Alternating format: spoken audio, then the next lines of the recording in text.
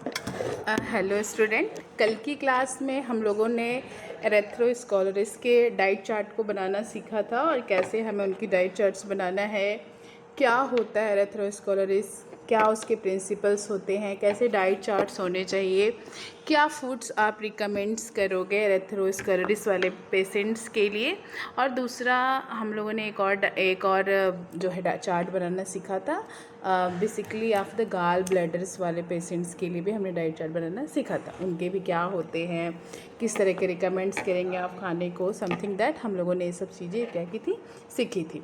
तो आज की क्लास में हम लोग एक नए टॉपिक के बारे में पढ़ने जा रहे हैं। एक कैंसर पेशेंट के लिए हमें किस तरह की डाइट को बनाना चाहिए।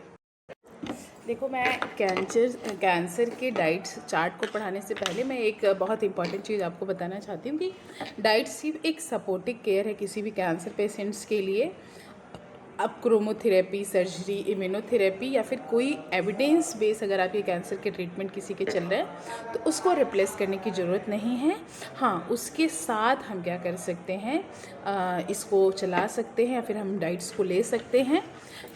डाइटरी हमेशा कैंसर के टाइप्स, उसके स्टेज, उसकी ट्रीटमेंट, उसके सिम्टम्स और न्यूट्रिशन के स्टेटस के हिसाब से हमें क्या करना है, स्टार्ट करना है। तो सबसे पहले हम लोग जानते हैं कि क्या होता है कैंसर। तो सबसे पहले हम लोग जानते हैं कि कैंसर होता क्या है। कैंसर एक ऐसी कंडीशन है जिसमें बॉडी के कुछ सेल्स की अनकंट्रोल्स या फिर एबनॉर्मल्स ग्रोथ होने लगती है। नॉर्मली सेल जो है वो एक कंट्रोल मैनर्स में काम करता है, ग्रोथ होती है, डिवीज़न होता है, डिफ्रेंशिएशन होती है और सेल डेथ हो जाता है। कैंसर में जो सेल ग्रोथ का एक नॉर्मल कंट्रोल है वो डिस्टर्ब हो जाता है और एक एबनॉर्मल सेल्स जो है वो टिश्यू के चारों तरफ क्या हो जाती है, फैल जाती है और बॉडी के दूसरे आर्गन तक स्प्रेड भी कर सकती है। इस प्रोसेस को हम मेटासिस कहते हैं। कैंसर होने का मेजर रिस्क आपका जेनेटिक फैक्टर हो सकता है, हेरिडिटरी फैक्टर हो सकता है, टोबैको है, अल्कोहल है, ओबेसिटी है, फिजिकल इनएक्टिविटी है, अनहेल्दी डाइट्स है, रेडिएशंस है और कुछ इन्वायरमेंटल सर्किनोजेंस हैं, ऑक्यूपेशनल एक्सपोजर्स है और क्रोनिक इन्फ्लामेशंस हो सकती है। रोल क्या है, डाइट्स का रोल क्या है एक कैंसर डिजीज़ के लिए। देखो, कैंसर की जो पेशेंट्स में न्यूट्रिशंस मेंटेन करना काफ़ी इम्पॉर्टेंट है। कैंसर और कैंसर ट्रीटमेंट के कारण एपेटाइट्स कम हो सकती है, नौसिया, वॉमिटिंग्स हो सकती है, टेस्ट चेंज हो सकता है, माउथ अल्सर हो सकता है, स्वेलिंग, खाने में डिफ़िकल्टीज़ हो सकती है, कॉन्स्टिपेशंस या फिर डायरिया हो सकता है, वेट लॉस हो सकता है, मसल्स वास्टिंग हो सकती है और फैटिगी भी हो सकती है। इसलिए डाइट्स का मेन पर्पस होगा कैंसर के स्टेप करने के लिए फूड रिस्ट्रिक्शन करना, कोई न्यूट्रिशनल अप्रोच नहीं है। अब हम लोग सबसे पहले जानेंगे कुछ ऑब्जेक्ट्स के बारे में जो कि हमारे कैंसर डाइट्स में देखा जाता है। जैसे मल न्यूट्रिशंस को प्रिवेंट्स करना, एडिक्वेट डाइट्स के साथ कैलोरीज, प्रोटीन, विटामिन्स, मिनरल्स और फ्लूइड्स मिलते हैं। इससे न्यूट्रिशनल डिफिशिएंसी और एक्सेसिव वेट लॉस का रिस्क कम हो सकता है। बॉडी वेट मेंटेन करना, कैंसर के पेशेंट्स में अनवांटेड वेट लॉस हो सकती है, इसलिए डाइट में सफिशिएंट अमाउंट्स में एनर्जी और प्रोटीन होनी चाहिए। फिर आता है हमारा मसल्स मास को मेंटेन करना। एडवांस कैंसर्स में मसल्स वास्टिंग हो सकती है।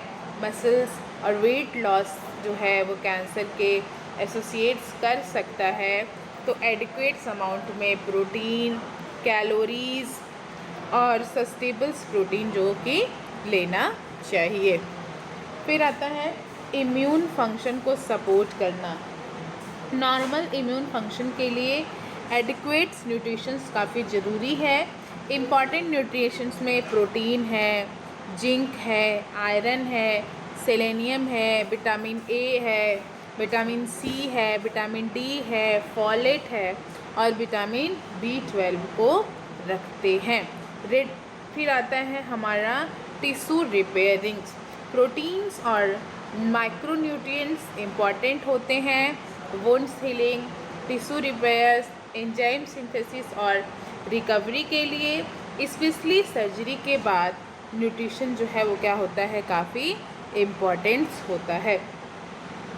रिड्यूस ऑक्सीडेटिव स्ट्रेस, जैसे फ्रूट्स है, वेजिटेबल्स है, नट्स है, सीड्स है, होल ग्रेन्स जो हैं वो एंटीऑक्सीडेंट और फाइटोकेमिकल्स जैसे में विटामिन सी, कैरोटीनॉइड, पॉलीफेनॉल्स और फ्लेवोनॉइड जो है वो क्या करते हैं, ये बहुत बेनिफिशियल्स होते हैं। जिसमें ब्रोकली आता है हमारा, ग्रीन लीफी वेजिटेबल्स आता है, टोमेटोज़ आती है, गार्लिक आता है, टर्मरिक है, बेरीज़ है, ये सारी चीज़ें आती हैं। जैसे ब्रोकली में एक मेन कंपाउंड्स होता है ग्लूकोसिनोइड्स, टोमेटो में लाइकोपीन, टर्मरिक्स में क्रूकुमिनॉइड्स, गार्लिक्स में ऑर्गेनोसल्फस कंपाउंड्स, बेरीज़ में हमारा पॉलीफेनॉल्स और सिट्रस फ्रूट्स में फ्लेवोनॉइड्स और विटामिन सी होता है। कोई भी सिंगल फूड्स कैंसर को क्योर नहीं कर सकता है, इस चीज़ का आप क्या करोगे, विशेष ध्यान रखोगे। मेंटेन हाइड्रेशन, एडिक्वेट फूड्स भी काफ़ी इम्पॉर्टेंट्स है, जैसे वॉमिटिंग्स है, डायरिया है, फीवर है, या फिर आप पुअर सोरल इंटेक कर रहे हो, अब बार बार फूड्स लॉस कर रहे हो, तो वहाँ पे आपको हाइड्रेशन का भी विशेष ध्यान देना चाहिए। फिर आता है कैंसर ट्रीटमेंट के लिए कुछ और भी चीज़ें हैं जो कि न्यूट्रिशन स्टेटस बहुत ज़रूरी है। जैसे आप केमोथेरेपी चल रहा है, रेडियोथेरेपी चल रही है, सर्जरी चल रहा है, इम्यूनोथेरेपी या फिर कोई भी कैंसर ट्रीटमेंट चल रहा है, तो वहाँ पे ये काफ़ी ज़रूरी होता है। Principles of the naturopathic diet, naturopathic diets के बारे में हम लोग देखेंगे कि नेचुरोपैथिक डाइट्स जो है वो कितना ज़रूरी है हमारे कैंसर पेशेंट्स के लिए। Principles of naturopathy diets in the cancer. देखो, नेचुरोपैथी अप्रोच में कैंसर पेशेंट की डाइट का मेन एम है पेशेंट को नरिश करना, उसके न्यूट्रिशनल स्टेटस को मेंटेन करना और ट्रीटमेंट के साइड इफ़ेक्ट को मैनेज करने में सपोर्ट देना होता है। तो उसमें सबसे पहले हम एंटी सर्कोजेनिक या फिर प्रोटेक्टिव फूड्स देंगे।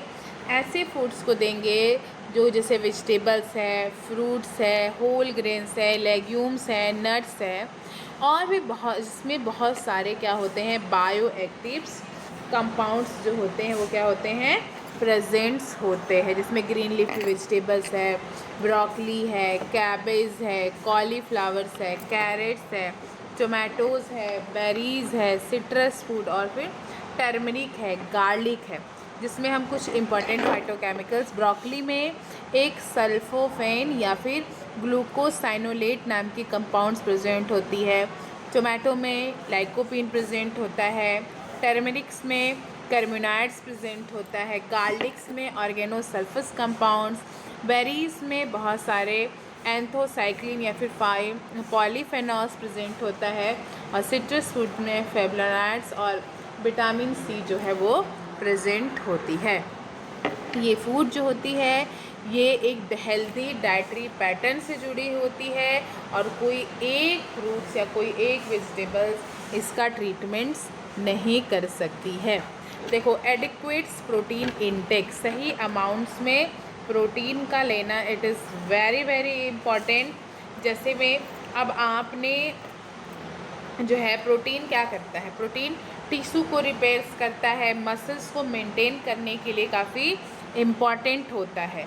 तो टिश्यू रिपेयरिंग है, एंजाइम्स को प्रोटेक्शन देना है, हार्मोन सिंथेसाइज करनी है, इम्यून फंक्शन को देखना है, या फिर सर्जरी या फिर ट्रीटमेंट्स के बाद रिकवरी लेनी है, तो हम कुछ वेजिटेरियन सोर्सेज में मूंग की दाल, मसूर की दाल, चना, राजमा, टोफू, पनीर, दही, मिल्क, नट्स और सीड्स ले सकते हैं। वहीं पे नॉन वेजिटेरियंस में एग है, फ़िश है, चिकन है, और कोई भी लीन प्रोटीन सोर्सेज को ले सकते हैं। इस चीज़ का ध्यान रखो। During the cancer treatment adequate protein जो है जनरली बहुत इम्पॉर्टेंट होती है। अननेसेसरी हमें प्रोटीन रिच फूड्स को रिस्ट्रिक्ट नहीं करना चाहिए। फिर आता है हमारा हेल्दी फैट। देखो, हेल्दी फैट्स की अगर हम बात करें तो हेल्दी फैट जो है वो काफ़ी इसेंशियल होता है। अगर हम बात करें अनसैचुरेटेड फैट्स की तो हमें एक अप्रोप्रिएट क्वांटिटी में लेना चाहिए। जैसे में फ्लैक्स सीड है, चिया सीड्स है, वैलनट्स है, ग्राउंड्स नट्स है, या फिर हमारा सूटेबल वेजिटेबल्स ऑयल है, या फिर फिश है जो कि काफ़ी बेनिफिशियल्स होता है। उसके साथ साथ हमें ऑलिव्स ऑयल्स को रखना चाहिए, फैटी फ़िश को रखना चाहिए। Omega 3 fatty acids, omega 3 fatty acid जो है कैंसर पेशेंट के लिए। देखो, जब नेचुरोपैथी की बात की जाती है तो नेचुरोपैथी के डाइट्स में ओमेगा 3 फैटी एसिड्स को मेनली एंटी इन्फ्लामेटरी और फिर न्यूट्रिशन सपोर्ट्स के लिए प्रोस्पेक्टिव से इंक्लूड किया जाता है। बेसिकली इसमें हमारा अल्फ़ा एलिनोइक एसिड्स, स्कोसेप्टोइक एसिड्स और डोको सेनोइक एसिड जो आती है। बेसिकली फ्लैक्स सीड्स, अलसी जिसको बोलते हैं, चिया सीड्स है, वैलनट्स है, या फिर सोया फूड्स है। एनिमल्स में बेसिकली फैटी फिश है, सैलेमन्स है, इनको हम ले सकते हैं। ओमेगा 3 फैटी एसिड्स का कहाँ पे फिजियोलॉजिकल इम्पॉर्टेंस रोल होता है। ये कुछ इन्फ्लामेशन मॉड्यूलेशंस, हेल्दी सेल्स के फंक्शंस के लिए एडिक्वेट एनर्जी और न्यूट्रिशंस को देती है, और मसल्स और न्यूट्रिशन को भी क्या करती है, सपोर्ट देती है। Basically it is not a treatment of the cancer, ये सिर्फ क्या है, एक सपोर्टिव थेरेपी की तरह हम इसे ले सकते हैं। अब आता है हाई फाइबर्स फूड।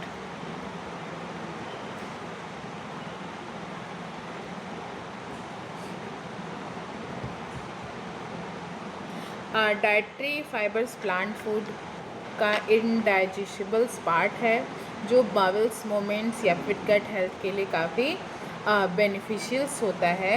तो होल ग्रेन्स है,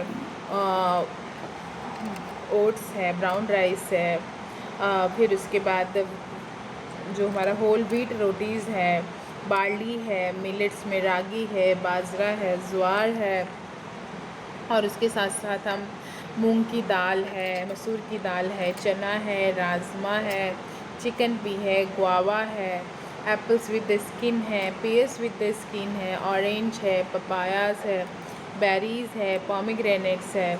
वहीं पे जो है carrots, broccoli, cabbage, cauliflowers, green peas, spinach और flax seeds, chia seeds, almonds जो कि हमारे बाउल्स रेगुलेटरीज़ को इम्प्रूव करेंगे, कॉन्स्टिपेशंस में हेल्प करेंगे, गट्स माइक्रोबिटा को सपोर्ट्स करेंगे और बेटर ब्लड ग्लूकोज को कंट्रोल्स करेंगे। हाई फाइबर्स फूड जो है वो हर एक सिचुएशंस के लिए नहीं बना है। हो सकता है फाइबर्स को समय के हिसाब से रिड्यूस करना पड़े, जैसे डायरिया है, बाउल्स कॉम्प्लिकेशन है, तो वहाँ पे हम उसे रिड्यूस कर सकते हैं, specially advised by the treating teams के हिसाब से। अब आता है हमारा एडिक्वेट हाइड्रेशन।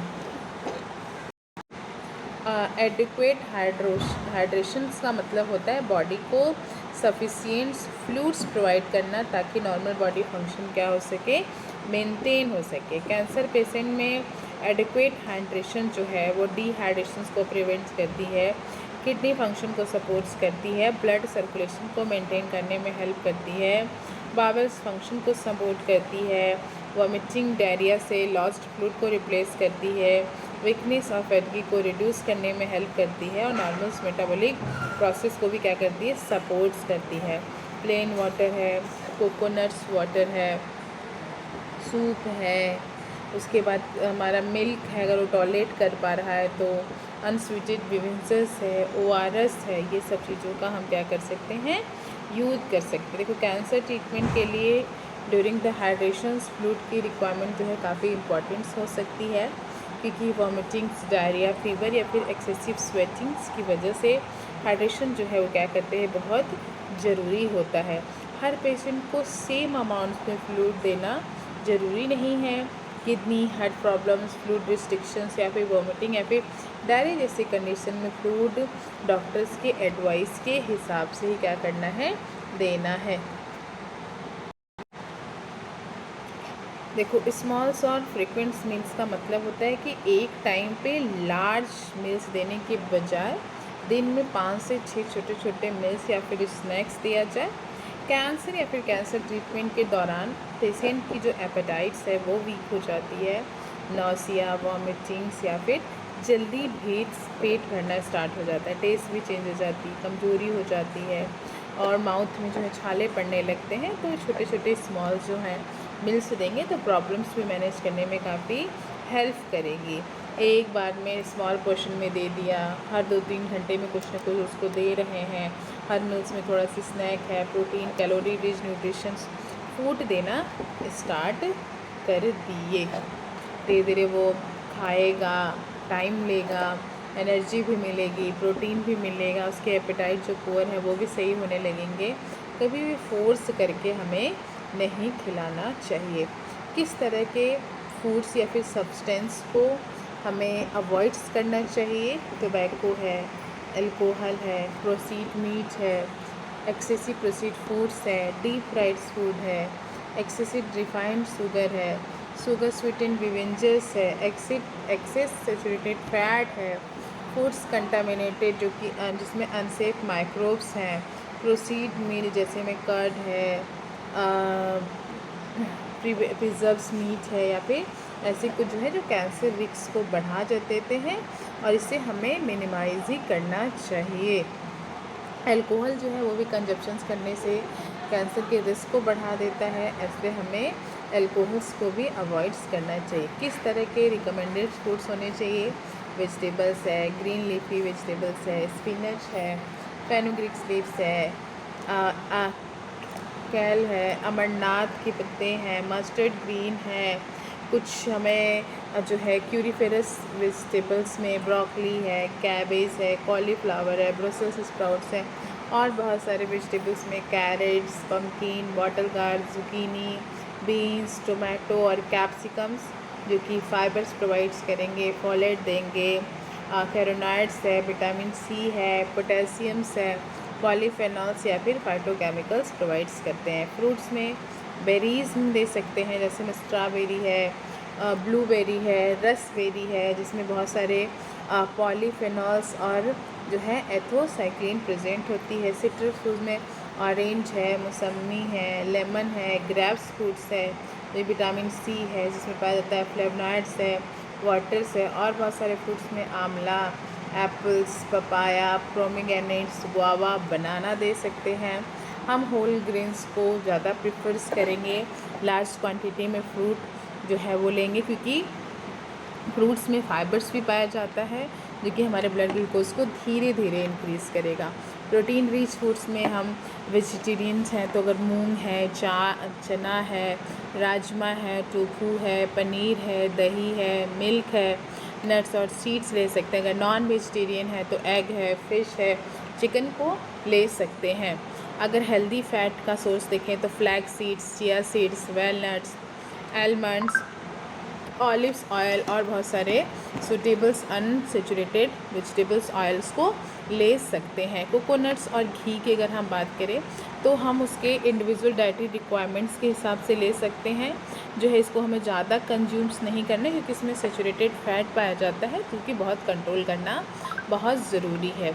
जूसेस और फ्रूट्स में हमें कैरेट्स के जूस, बीट रूट्स के जूस, कुकुम्बर के जूस, स्पिनच वेट्स वेजिटेबल्स का प्रिपरेशन करना चाहिए, आंवले के जूस, कोकोनट्स वाटर्स और हर्बल टी को लेना चाहिए। फ्रेश जूस जो है उसमें फ्लूट्स होते हैं, माइक्रो न्यूट्रिएंट्स होते हैं और उसके साथ साथ जो है ये हमारी बॉडी को बैलेंस करते हैं और हमारी ये it is only in for the nutritions balancing meals होता है। ये कैंसर के ट्रीटमेंट के लिए कोई भी इसका बेनिफिट्स नहीं दिखता है। हमें फ्रूट्स जो है वो होल्स फ्रूट्स और वेजिटेबल से या फिर फ्रूट से उसे जनरली हमें लेना चाहिए। अब आता है हमारा नेक्स्ट कि कौन से फ्रूट्स को लिमिटेड लेना चाहिए, जैसे फ्राइड फूड है या फिर हाईली प्रोसेस्ड फूड है, जैसे चिप्स है, डीप फ्राइड स्नैक है, फास्ट फूड है, इन सब चीज़ों को नहीं लेना चाहिए। स्वीट्स, केक, पेस्ट्री या फिर शुगरी बेवरेजेस को भी नहीं लेना चाहिए। फिर उसके बाद हमारा सॉसेज है, हैम है, बेकॉन, इन सब चीज़ों को नहीं लेना चाहिए। अल्कोहल को वैसे तो अवॉइड्स करना चाहिए, टोबैको में कम्प्लीटली अवॉइड्स करना चाहिए स्ट्रांगली। ये क्या है, रिकमेंडेशन है। सिंपल न्यूट्रिशंस नेचुरोपैथी डाइट्स में देखो, ये सिर्फ एक एजुकेशनल एग्जाम्पल्स है।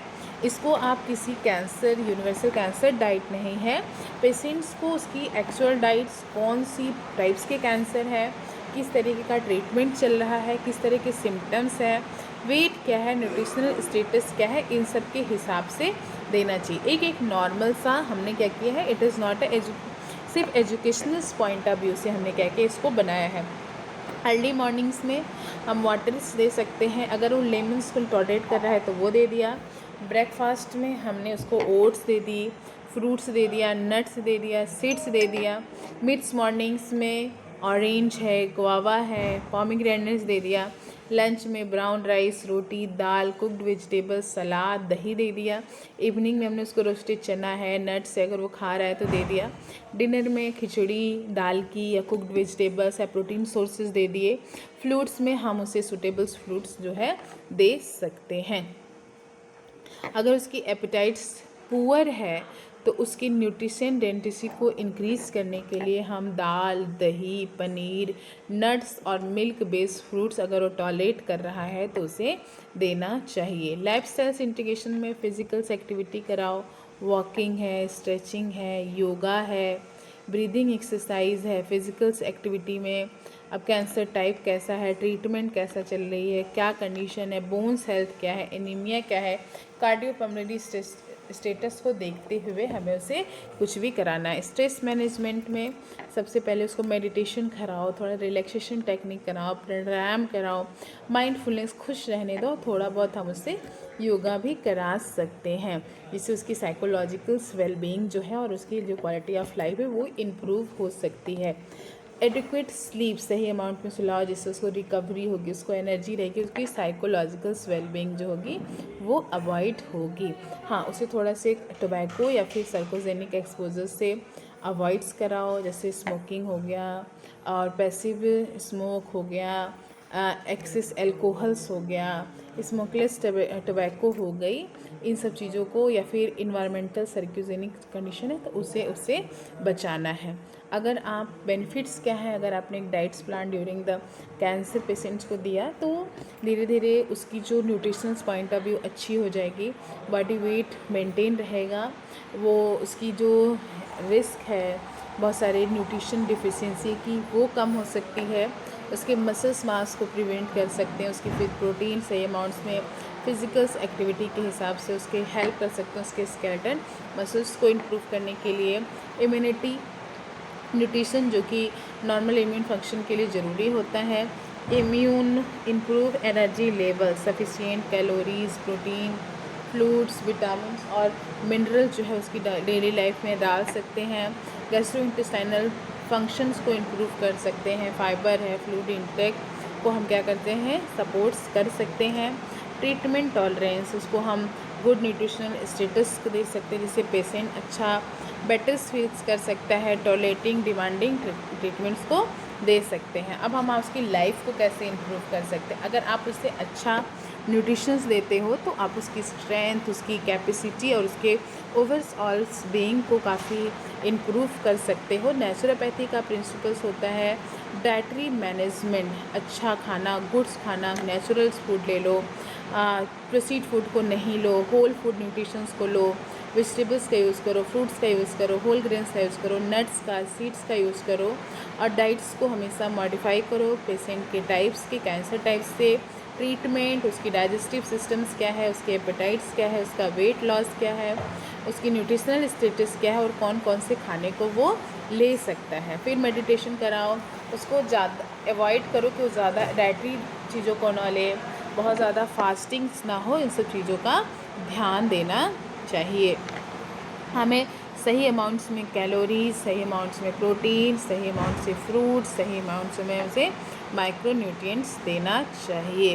हाँ, कुछ प्रिकॉशंस काफ़ी ज़रूरी है during the treatment, cancer treatments में। देखो बेसिकली क्या है कि हमारा जो है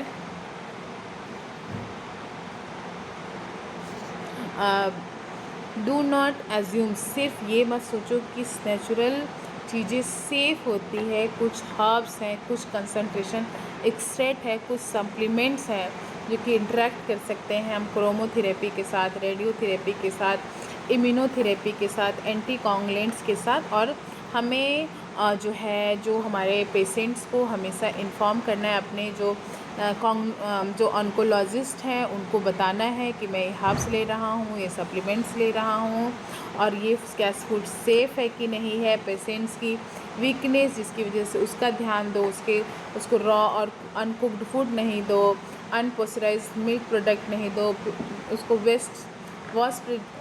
poor wash produce unsafe drinking water और इनप्रॉपरली स्टोर्ड फूड्स को नहीं देना चाहिए। तो कैंसर, डाइट ऑफ कैंसर्स के मेन ऑब्जेक्टिव है कि हमें वो चीज़ें देनी है जो कि उसको कैलोरी भी दे, प्रोटीन्स भी दे, उसके वेट को मेंटेन करे, उसके मसल्स को मेंटेन करे, उसकी इम्यूनिटी और टिश्यू रिपेयर्स को सपोर्ट करे, हाइड्रेशंस को मेंटेन करना बहुत ज़रूरी है।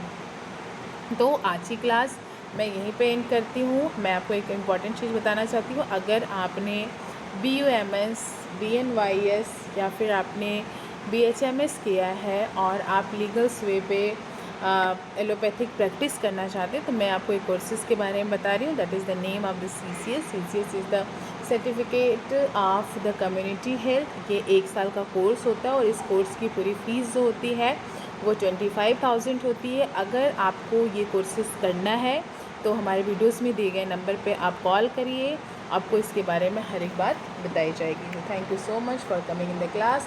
हम लोग नेक्स्ट डे नए टॉपिक के बारे में पढ़ेंगे।